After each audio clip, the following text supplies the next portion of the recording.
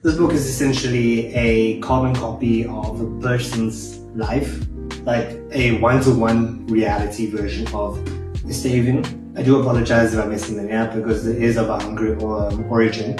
So essentially, this is like a life telling of this man's story and how it goes from being a kid that is slightly, antisocial, introverted.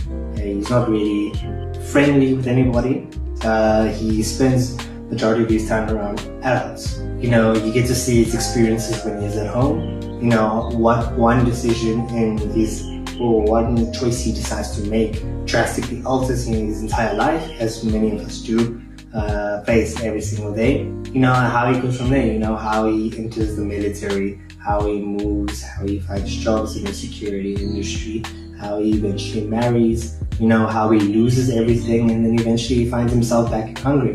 But it's a very realistic book. And I say that because it's like carbon copy of life. So Estevan is this kid that we follow that lives in some Hungary village. They don't give any details, and this book isn't really detail oriented. Around certain areas it is, but it's quite lacking in detail in a weird way. And I'll provide my thoughts on that later on. But basically, we see that he's exposed to, things that kids really should not see, adult content. He becomes rather isolated. He is very good at school, but he becomes isolated. Friends that he does have, he kind of loses, relationships fade, etc., etc. And then his mother kind of has this thing where she's like always saying that he needs to help the next door neighbor. Next door neighbor goes down to the shops, she buys things, and the husband's always working. So he helps her. And he doesn't really talk to her or anything like that, but for whatever reason, you as the reader are able to tell that basically she develops like some weird infatuation with him.